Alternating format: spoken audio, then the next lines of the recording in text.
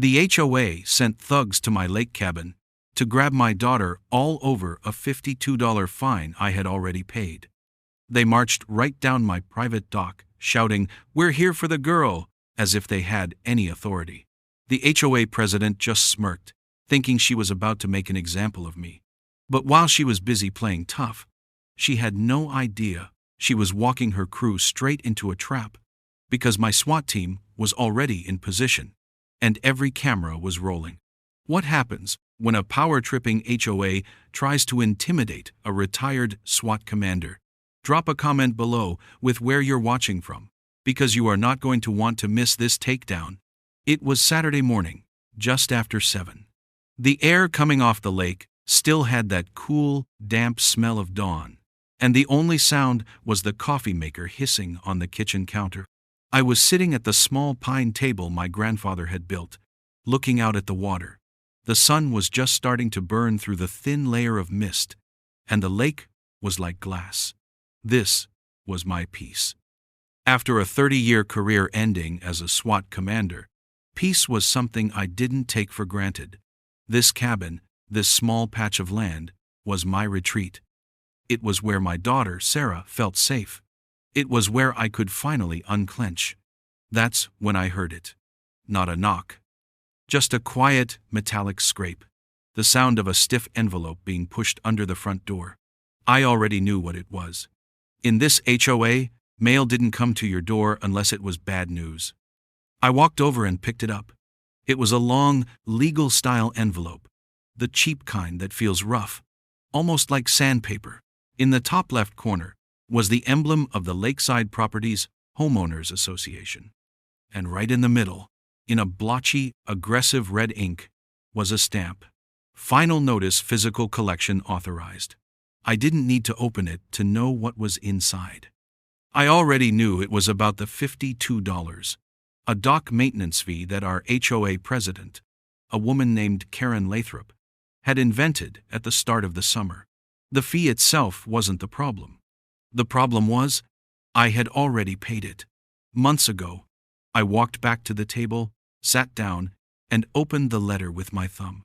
The tone was exactly what I expected. Full of words like delinquency, non-compliance, and immediate remediation. It said if the $52 balance wasn't settled within 24 hours, the HOA reserved the right to dispatch agents for on-site asset verification and collection. It was absurd. It was the kind of bureaucratic saber-rattling you expect from a failing credit card company, not a neighborhood association. But for me, it wasn't an emotional event. It was a procedural one. Anger doesn't solve problems. Documentation does. I stood up and went to the small filing cabinet I keep in the back bedroom. Under H for HOA, I had a folder thick with 3 years of their nonsense. I flipped past the warning for having a garden hose coiled the wrong way, and the notice about my truck being parked too far to the left in my own driveway. I found what I was looking for in seconds: a receipt. A carbon copy of the check I'd written for exactly $52, dated 2 months prior. Stapled to it was the bank statement showing the check had been cashed by the HOA a week after I sent it. The evidence was clean, simple, and undeniable.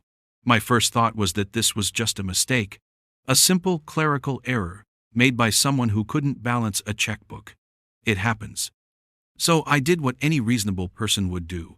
I picked up the phone and called the main number for the HOA office. It rang 4 times and went to a pre-recorded message. Karen's voice, smooth and falsely pleasant, telling me to leave a detailed message and someone would return my call within 2 business days.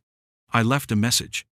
I stated my name, Mike Rourke, my address, and the issue. I've received a final notice for a $52 dock fee. This fee was paid on June 14th. My check, number 1138, was cashed by the HOA on June 21st. I have the records. This is clearly a clerical error. Please adjust your records and send me a written confirmation that my account is clear. Thank you. Clear, concise, no emotion. Next, I went a step further. I scanned the canceled check and the bank statement, attached the PDF to an email, and sent it to the HOA's general inbox. The subject line was just as direct: incorrect final notice for Lot 12. Proof of payment attached. I hit send and watched the little confirmation pop up. Done. In my old job, we called this creating a paper trail. You build a wall of facts so high that the other side can't climb over it. I figured that was the end of it. I'd given them the proof twice. The ball was in their court. I made myself another cup of coffee and went back to watching the lake. My daughter Sarah, who's 17, came out of her room a little while later, rubbing the sleep from her eyes. She grabbed a bowl of cereal and sat down across from me, her sketchbook already open. She has a real talent for drawing, and the lake was her favorite subject. Seeing her there, so calm and focused, just reaffirmed why I did all this. Why I put up with the ridiculous rules and the endless notices. It was to protect this, to give her a place that felt like it was outside the rest of the world. The rest of the afternoon was quiet. I thought the problem was solved. Then, around 4 o'clock, I saw them. I was on the porch, oiling a fishing reel, when Karen Lathrop's white SUV pulled into my long gravel driveway. She wasn't alone. 2 large men got out with her. They were both big, maybe 6'2", with thick arms, and the kind of cheap, black windbreakers that try to look like official uniforms but don't. Across the back, in white letters, it said, Lake Patrol. There is no official lake patrol here. These were just hired bodies. They didn't come to the door. They walked right past the cabin and straight down the grassy slope toward my dock, like they owned it. I put the reel down and followed them, keeping my pace steady. My daughter was down there, sitting at the end of the dock with her feet in the water, sketching. Karen stood with her arms crossed, a smug, satisfied look on her face. The 2 men stood on either side of her, like bookends.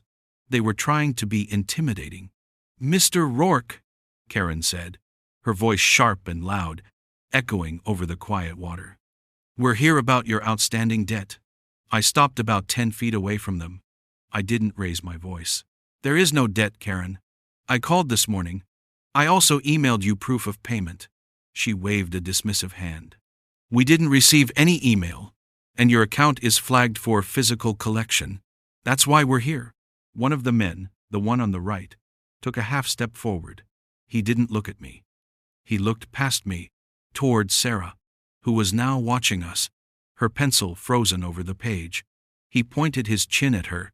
"Is that your daughter?" he asked, his voice a low rumble. I didn't answer him. I kept my eyes on Karen. "Why are you here?" I asked again, my tone a little harder this time. It was Karen who answered, but her eyes followed the man's gaze toward my daughter. "Our agents are authorized to escort any non-compliant residents off the property until the fine is paid in full. It's in the bylaws." That's when it happened. A switch flipped in my head. A cold, heavy tumbler fell into place. This wasn't about a $52 clerical error anymore. This wasn't a mix-up. This was a planned escalation. They didn't show up with 2 thugs to collect a debt they knew had already been paid. They were here to intimidate. And they had just made the mistake of bringing my daughter into it. My entire demeanor changed. The quiet, retired homeowner was gone. My posture straightened. My vision narrowed. Every bit of my training, every high-stakes entry, every tense standoff, it all came rushing back. Not as panic, but as pure, cold clarity. They thought they had cornered a quiet man at his weekend cabin. They didn't realize who I was or what I was capable of. They thought $52 gave them power over me. They didn't see the trap they were walking into. That was the moment I knew they'd made a tactical mistake. I stood there on the grass, letting Karen's threat hang in the air. The 2 Lake Patrol men shifted their weight, expecting me to argue, to get loud, to make a scene. That's what they were trained for. But I did none of that. I looked from Karen to the man who had motioned toward my daughter, and I gave him a look that I've used exactly 3 times in my life outside of a tactical situation. It's not angry, it's a look of finality. A look that says, "You have just crossed a line from which there is no walking back." Then I turned my attention back to Karen. "You and your employees will leave my property now," I said. My voice was low, flat, and carried no hint of negotiation. "You are trespassing. If you are not in your vehicle and driving away in the next 60 seconds, I will be calling the sheriff."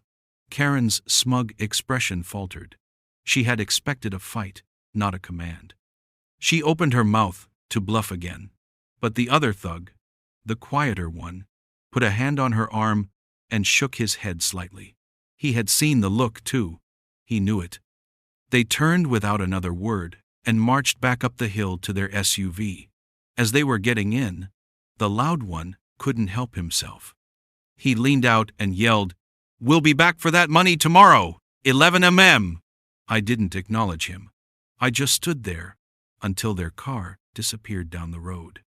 Only then did I turn and walk back to my daughter, who was standing on the dock, looking pale. I put a hand on her shoulder. "You okay?" I asked. She nodded, but her eyes were wide. "Dad, who were they? Can they do that?" "No," I said, my voice softening. "No, they can't. And they won't. Let's go inside." This wasn't my first run-in with Karen and her obsession with control. This little lakeside community was supposed to be a peaceful enclave, but since she took over as HOA president 2 years ago, it had become her personal kingdom. She wielded the thick book of bylaws like a weapon. About 6 months back, she'd tried to hit me with a $500 fine for a noise violation. The letter claimed there was loud construction coming from my property on a Tuesday afternoon. The problem for her was, I wasn't home that day. I wasn't even in the state. I was visiting my sister in Oregon. When I tried to explain this, Karen insisted the report was verified. That's when I remembered my trail cameras. I'd set them up mostly to watch the deer that came down to the lake at night. But they ran 24/7, recording audio and video with a clear, unbreakable timestamp.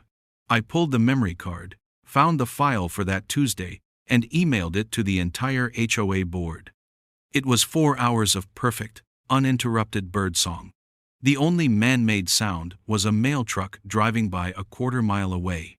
The fine was dropped within the hour, but I knew I hadn't made a friend.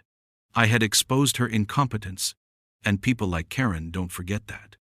After I got Sarah settled with a hot chocolate, I sat back down at the pine table. My mind was no longer on fishing reels or the sunset. It was in tactical mode.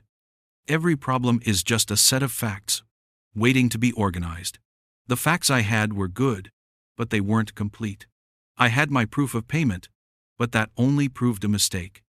Her showing up with 2 thugs was intimidation, but it was their word against mine. I needed something more. I needed to prove intent. That's when my phone buzzed.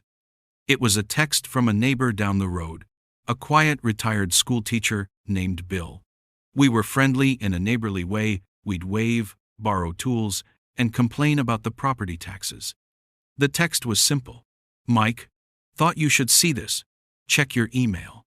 I opened my laptop, and there it was. An email with the subject line, FW, Board Directive, Compliance Procedures. It was a forwarded email from Bill, and the original sender, Karen Lathrop. My eyes scanned the text. It was an internal email, sent from Karen to the other 2 board members just last week. She was outlining her new strategy for dealing with what she called non-compliant residents. I read one sentence twice, then a third time, just to be sure. It said, and I quote, "For persistent offenders, especially on minor monetary disputes, we find that formal letters are easily ignored. Therefore, I am authorizing the use of our contracted lake patrol for physical compliance visits to pressure residents into immediate settlement." There it was, the smoking gun. It wasn't a mistake. It was a policy. It was a premeditated plan to use hired muscle to shake down residents over fabricated fines. And it was signed at the bottom with her full name, Karen Lathrop. President, Lakeside Properties HOA. Dated, time-stamped, and delivered right to my inbox. My entire strategy shifted. This was no longer a defensive operation. It was now an offensive one. I picked up my phone and made 2 calls. The first was to Jake Mendoza, my old entry specialist. The second was to Travis Holt, our team's negotiation expert. As luck would have it, they were both already on their way into town. I'd invited them up for a weekend fishing trip, a chance to relax and catch up. Their plans were about to change. "Jake," I said when he answered, "the fishing trip is still on, but I have a situation here. Hostile HOA." I heard him chuckle on the other end. "Say no more. Need an entry plan?" "Not exactly," I said. "I need a perimeter plan, and I need everything documented. Bring your gear." "Travis is with me. We'll be there in an hour," he said, and the line went dead. That's how we worked. No wasted words. He knew my tone. He knew what a situation meant. This wasn't about the $52 anymore. It had never been about that. It was about a person in a position of minor power who had decided she could bully anyone she wanted. It was about control. People like Karen count on their targets being scared, disorganized, and alone. I was none of those things. As I waited for Jake and Travis to arrive, I opened a fresh notebook. At the top of the page, I wrote the date and the time. Then I wrote 5 hours. Karen Lathrop and 2 unidentified males trespassed on my property. I documented everything that had happened so far, including the exact words the thug yelled as he left. Tomorrow at 11 a.m., I circled it. They had just given me an appointment, a fixed time and place for the next confrontation, and this time I would be ready. The sun was going down now, casting long shadows across the yard. The peace and quiet of the morning felt like a lifetime ago. The board was set, the pieces were moving, and Karen had no idea that she had just scheduled her own downfall. Jake and Travis arrived just as dusk was settling over the lake. There were no flashing lights or dramatic entrances. Jake's old Ford F-150 just pulled quietly into the driveway, its headlights cutting through the growing dark. They got out and walked toward the porch, carrying what looked like standard fishing tackle boxes and duffel bags. To anyone watching, it was just 2 friends arriving for a weekend on the water. Jake, as always, was a man of few words and constant observation. His eyes scanned the tree line, the approach to the dock, the windows of the cabin. Travis had a softer presence, the kind of guy who could make you feel at ease even when everything was going wrong. He was our negotiator for a reason. Inside, over coffee at the pine table, I laid it out for them. I showed them the certified letter, my proof of payment, and the crown jewel, Karen's email authorizing physical compliance visits. Travis read the email and let out a low whistle. "She put it in writing," he said, shaking his head. "Amateurs, they always put it in writing." Jake just nodded, already unpacking one of his tackle boxes. It wasn't filled with lures and hooks. It was filled with small, high-definition cameras, batteries, and memory cards. The plan was simple, because simple plans are the hardest to break. We would use Karen's arrogance against her. She was coming back at 11 a.m. We would be waiting, not for a fight, but for a recording session. The next morning began long before sunrise.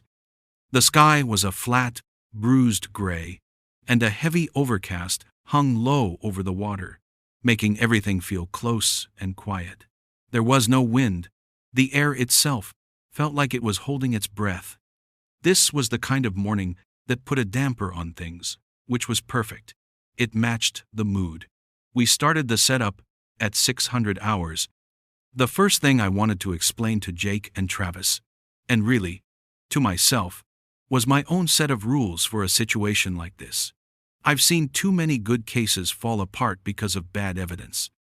So, I have 3 core principles for documenting harassment. Rule number 1. You need multiple angles. A single camera can be disputed. It can be called doctored. But 3 or 4 cameras, all showing the same thing from different viewpoints, create a sphere of truth that's impossible to deny. We placed the first camera in plain sight. It was a visible, dome-style security camera I'd installed on the porch eve a year ago. It was the one Karen and her thugs already knew about. Its purpose was to make them think they knew what was being recorded. The real work was in the hidden cameras. Jake, with his usual efficiency, mounted a small trail cam to a pine tree overlooking the top of the driveway, perfectly camouflaged. It would capture their arrival and their entire approach. Travis handled the audio, placing a small digital recorder inside my truck, which was parked near the cabin, and another in Jake's truck, parked further back. Rule number 2. You must have unbroken timestamps. Any break in a recording can be used to claim you edited out something that helped the other side. So, we synced every device, every camera, every audio recorder to the official time from the Atomic Clock website. We started the recordings at 800 hours, a full 3 hours before the scheduled arrival.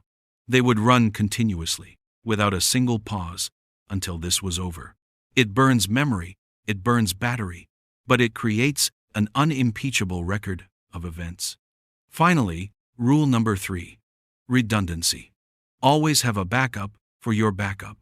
That's why we had 2 separate audio recorders in 2 separate vehicles. It's why I also had a GoPro, a tiny little camera, set up on a bookshelf inside, looking out the main window toward the dock.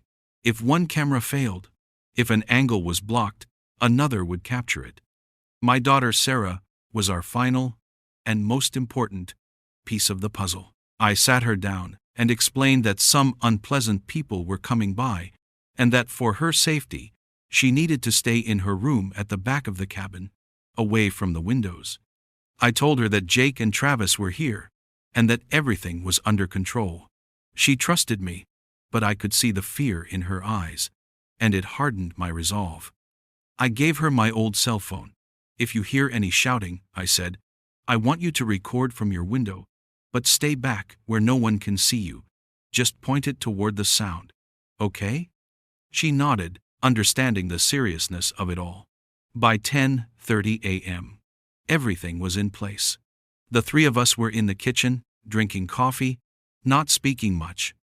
The waiting is always the hardest part. The house was quiet, too quiet. Every creak of the floorboards, every drip from the faucet sounded like a gunshot. My senses were on high alert. I could feel the low thrum of adrenaline, not the hot panicky kind, but the cold, focused type that makes the world seem to move a little slower. Travis was calmly checking the live feed from the porch camera on his phone. Jake was cleaning a pair of binoculars, his movements economical and precise. We were 3 old professionals back in our element, turning a quiet lake cabin into an evidence-gathering machine. At 10:52 a.m., my phone buzzed. It was the text from my neighbor Bill. White SUV just turned onto the gravel road. They're coming. I read it aloud.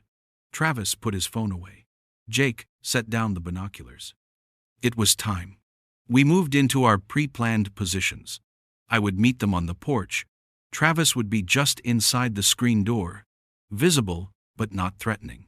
Jake would be in the back room with Sarah, out of sight but ready. The seconds ticked by, stretching into an eternity. We didn't hear anything at first. And then, it came.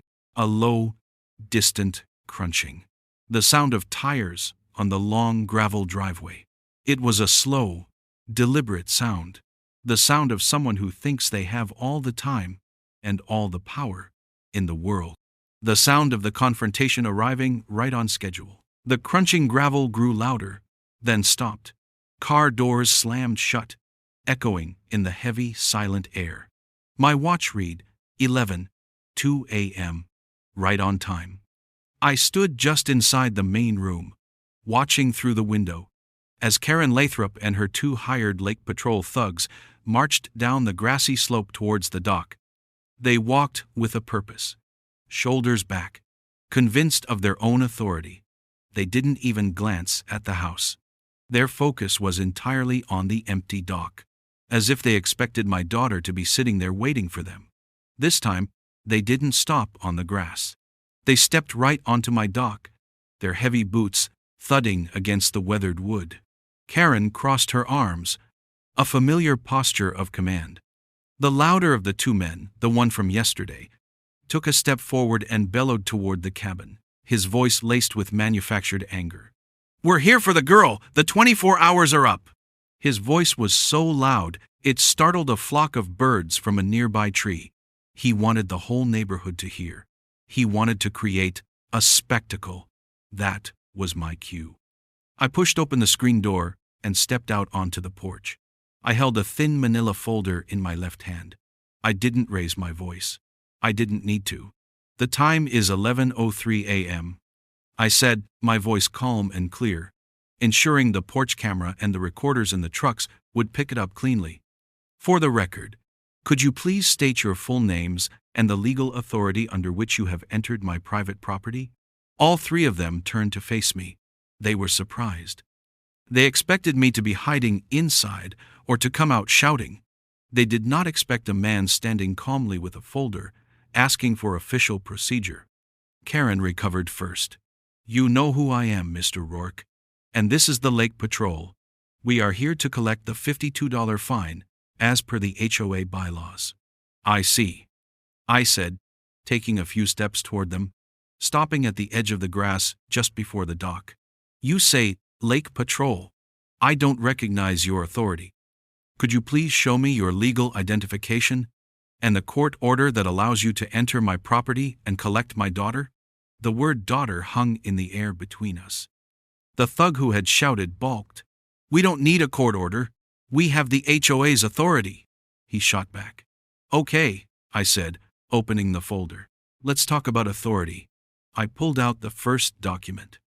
"This is a copy of my canceled check, number 1138, for $52, paid to the Lakeside Properties HOA." I held it up.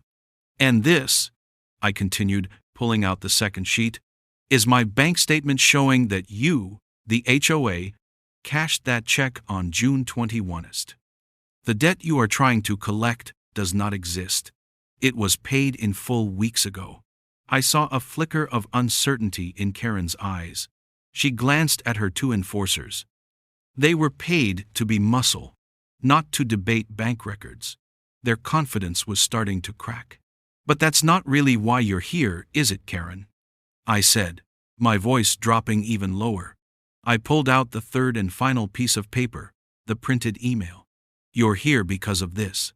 I held it up so she could see it clearly.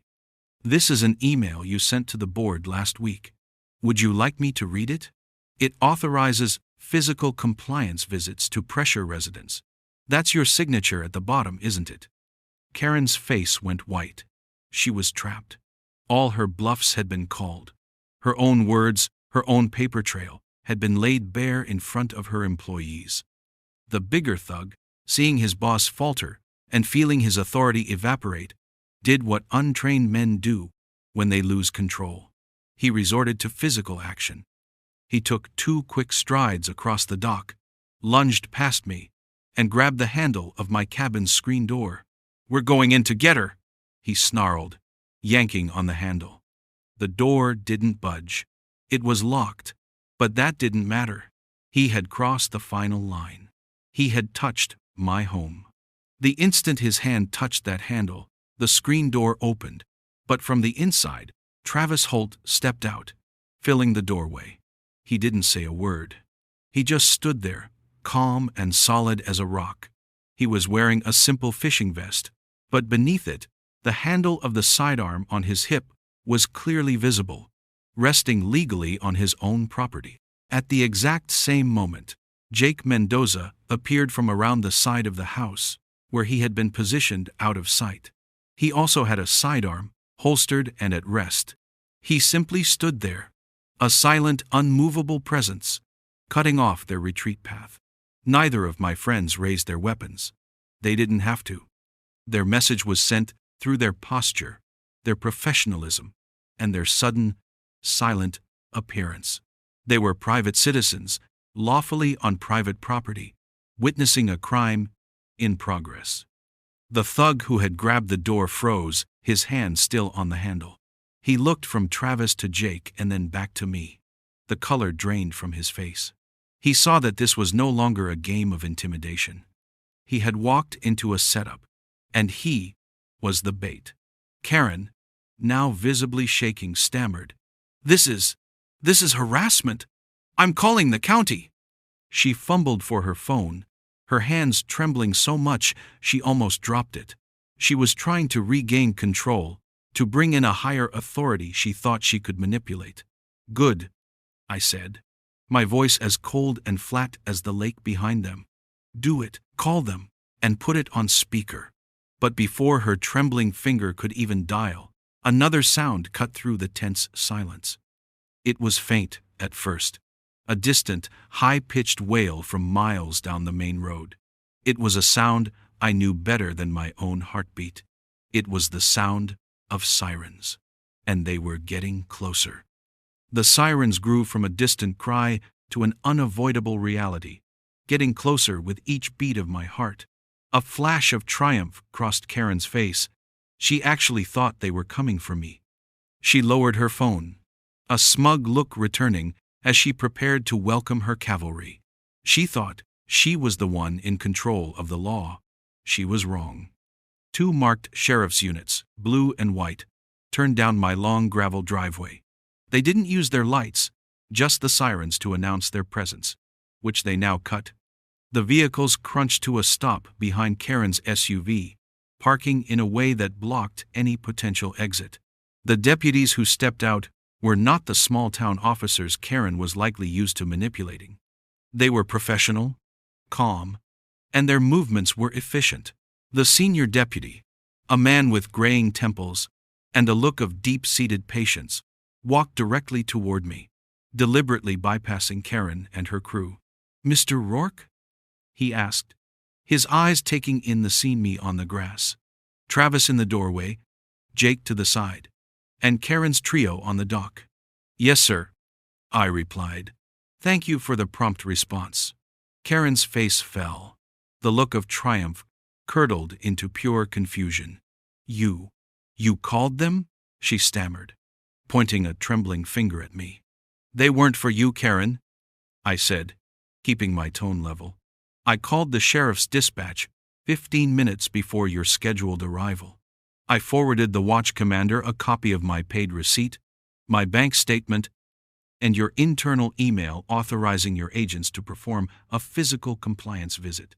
They've been on standby, waiting for this to play out." The senior deputy turned his attention to Karen. Her entire posture had changed. The proud HOA president was gone, replaced by a cornered woman shrinking into herself. "Ma'am," the deputy began, his voice polite but firm, "I'm Deputy Miller. We received a complaint about a potential breach of the peace. Can you tell me what's going on here?"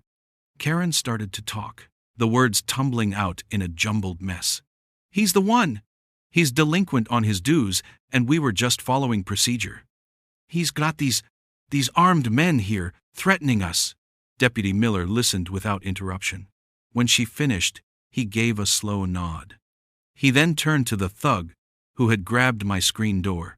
"Sir, did you attempt to force entry into this private residence?" The man's face was slick with sweat. "She told us to," he mumbled, hooking a thumb at Karen. "She said we had the authority." The deputy's gaze then settled on Karen. The moment had come.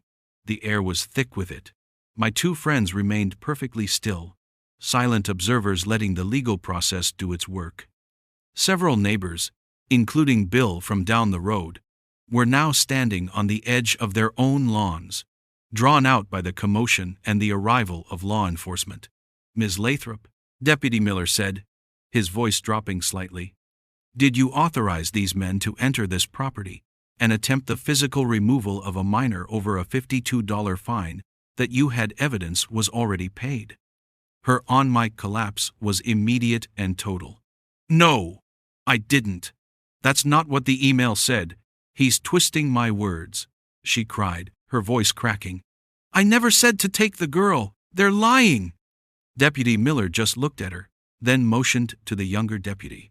"Please read Ms. Lathrop her rights." The click of the handcuffs was loud in the silence. The younger deputy calmly placed Karen's hands behind her back as she began to sob, her body going limp. "You have the right to remain silent." The deputy's voice recited, a stark, procedural finality to the words. While Karen was being secured, Deputy Miller addressed the two thugs. "You two are under arrest for criminal trespassing and attempted unlawful restraint. Please turn around and place your hands behind your backs." Their bravado was completely gone. They complied without a word, their Lake Patrol windbreakers crinkling as they were cuffed. Their brief and disastrous career in law enforcement cosplay was over. The climax of Karen's public humiliation was yet to come. With Karen now sitting in the back of a squad car, her face a mask of disbelief and tears, Deputy Miller walked over to the small group of neighbors watching from a safe distance. He held up his department-issued phone. "For those of you who are residents of this HOA," he announced, his voice carrying clearly across the lawns, "I want you to be aware of the situation."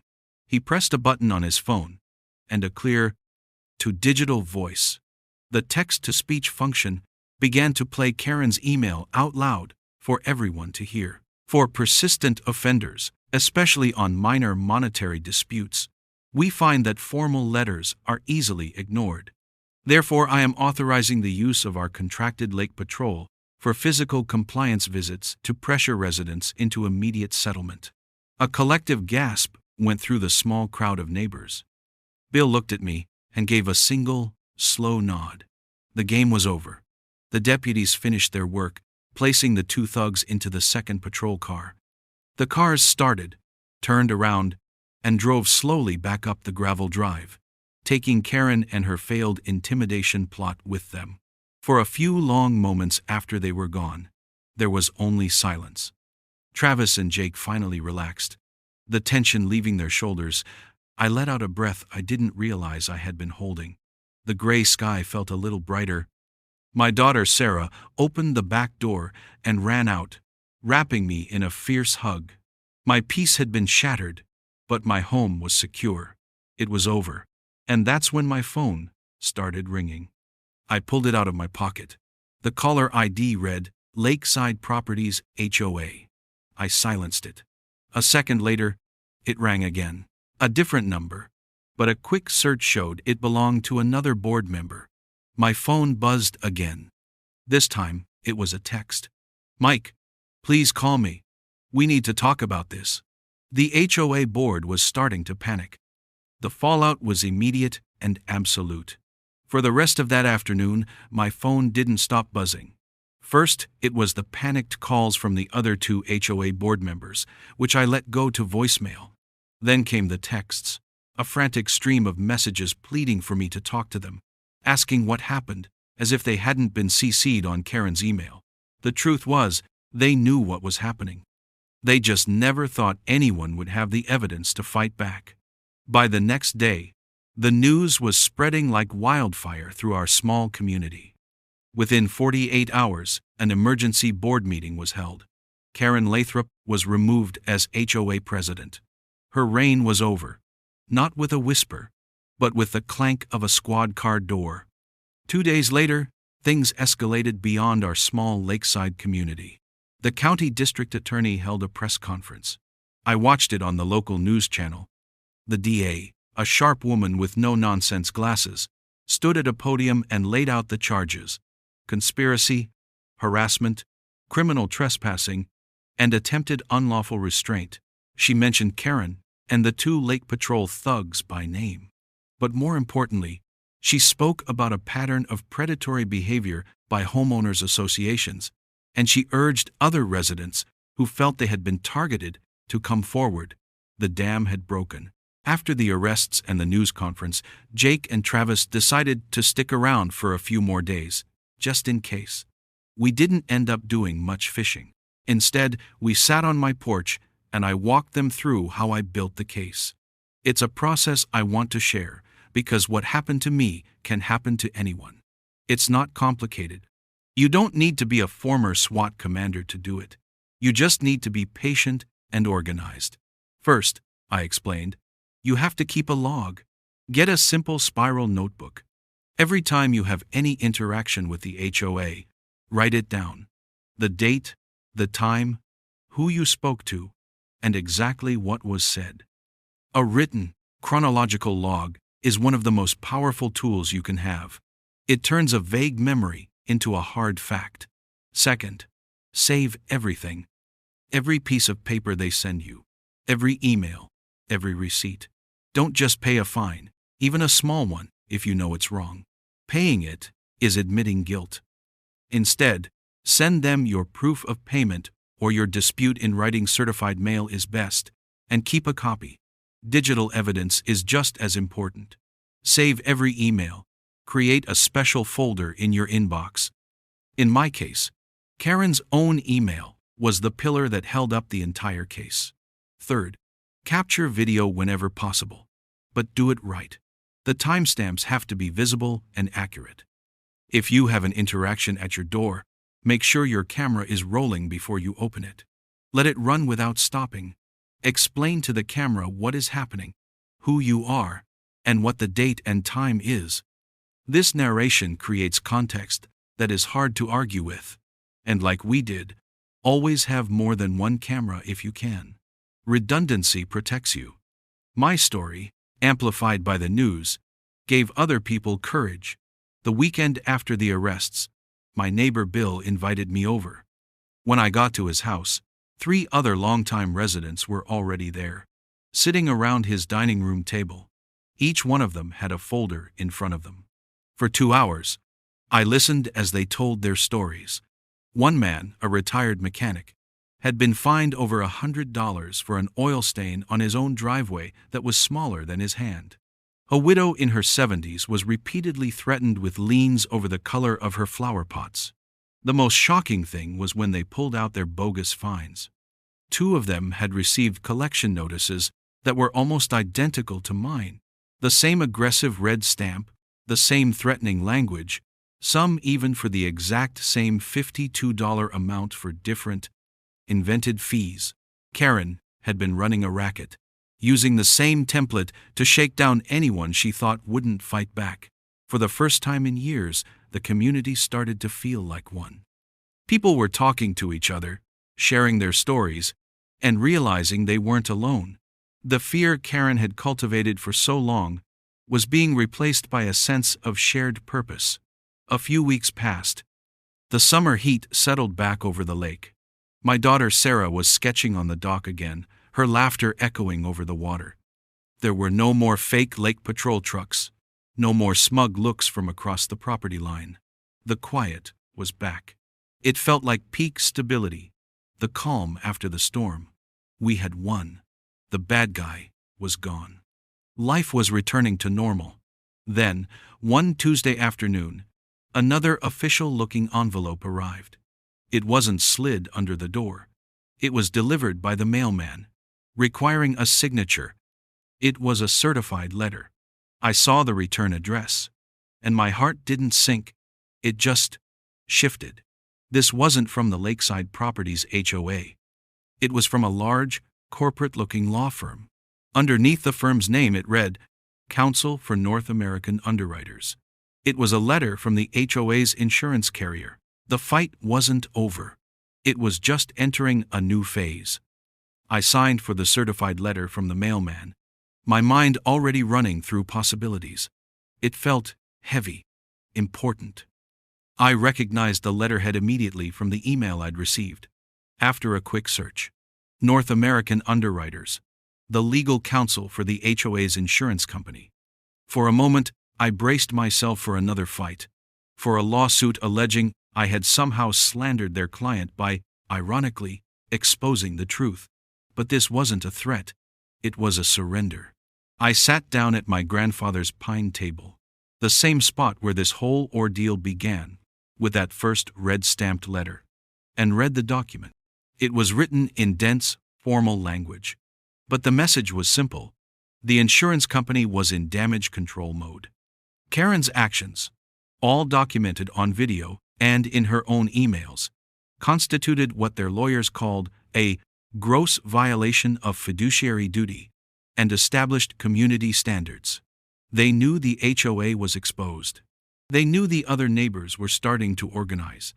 They wanted to cut their losses before this became a multi-plaintiff, class action lawsuit that would cost them hundreds of thousands, if not more. So, they made an offer. The letter proposed a settlement of $18,000. The amount wasn't random. Their lawyers had broken it down. A sum for emotional distress caused to my daughter and myself. A provision for any legal costs I had incurred.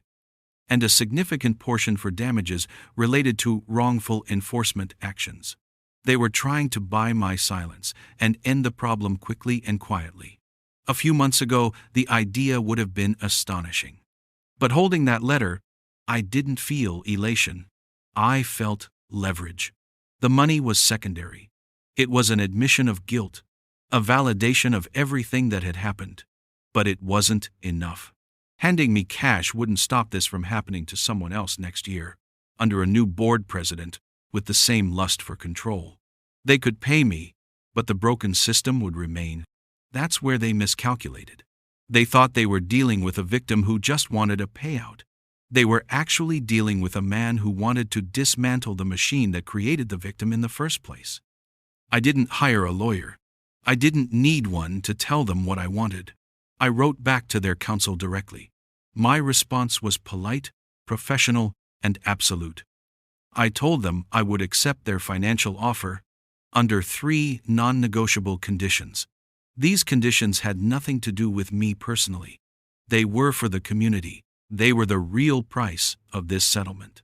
First, the Lakeside Properties HOA must immediately and permanently amend its bylaws to prohibit any and all forms of physical collection attempts by board members or their agents. All disputes, financial or otherwise, were to be handled strictly through official legal correspondence. No more thugs in cheap windbreakers showing up on people's property. No more lake patrols. Second, the HOA must establish a formal, transparent review process for all fines. Before any fine could be levied against a homeowner, the board was required to present dated, documented proof of the violation, a time-stamped photo, a signed complaint, a verified audio recording. The accused resident would have 30 days to review this evidence and present their own before the fine could be finalized. The days of invented fines were over. Accountability had to be built into the system. And third, the bylaws must be updated to explicitly state that all residents have the right to video and audio record any and all interactions with HOA board members or their representatives on their own property or in public spaces. My evidence had set me free. I wanted to ensure every one of my neighbors had the same right to create and use their own. I was giving them the tools to protect themselves. I sent my response and waited. It didn't take long. The insurance company, seeing a clear path to avoiding a much larger legal disaster, put immense pressure on the new, terrified HOA board. The board folded in less than a week. I received a second certified letter, this one from the new board president. It contained a copy of the revised bylaws, with my 3 conditions written into the official text. It also included a formal letter of apology and a copy of the minutes from the emergency board meeting, where these changes were ratified, making them a matter of public record. The check for $18,000 arrived a few days later. I put most of it into a college fund for Sarah. The true victory wasn't the money. It was the signed, ratified document that disarmed the HOA for good. The final weekend of summer arrived with a perfect, cloudless sky. The air was warm, and the lake was a deep, calming blue. I invited Jake and Travis back up, this time for the fishing trip they were originally promised. The smell of burgers grilling filled the air. My daughter, Sarah, was sitting on the end of the dock, her sketchbook open, her laughter bright and easy as she talked with Travis. Jake and I sat in chairs on the lawn, watching the scene, our fishing rods resting nearby. There were no fake security patrols in sight. No one was watching us from the road. The tension that had hung over this place for 2 years was gone, replaced by a profound sense of peace. It was the kind of quiet you can only truly appreciate after a long, loud battle. The community was different, too. People waved more. They stopped to talk in their driveways. Bill had started a neighborhood watch, not the kind that looks for criminals, but the kind that looks out for each other, sharing information and making sure the new HOA board stayed honest. We had all learned the same lesson. In the end, it wasn't about the $52. It was about drawing a line. It was about defining the boundary between community rules and personal tyranny. And once you draw that line, clear and bright for everyone to see, you have to stand there and make sure, with everything you have, that nobody ever crosses it again.